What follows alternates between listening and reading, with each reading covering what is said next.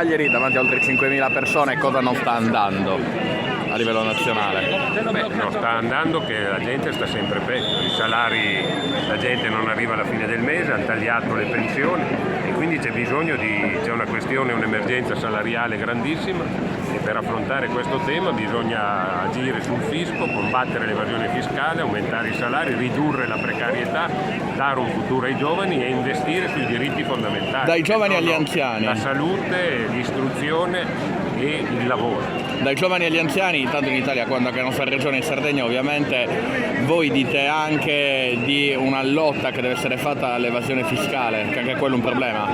Questo è il problema centrale, ci sono 110 miliardi di evasione fiscale e nel nostro paese è tassata di più il lavoro e le pensioni che non la rendita finanziaria e immobiliare. La riforma del fisco è il centro della nostra battaglia perché lì bisogna andare a prendere i soldi per creare lavoro e per dare un futuro al paese. Grazie.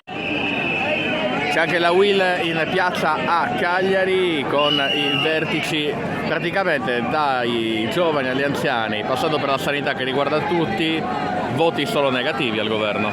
Per ora sì, aspettiamo, domani ci sarà l'incontro, domani mattina siamo stati convocati, noi andremo a cercare di capire se c'è una manovra un po' diversa da quella che ci hanno presentato fino ad oggi, altrimenti continueremo la nostra battaglia.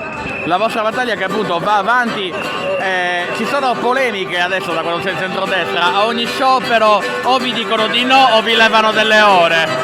Il diritto allo sciopero è un diritto riconosciuto dalla Costituzione, noi lo difendiamo.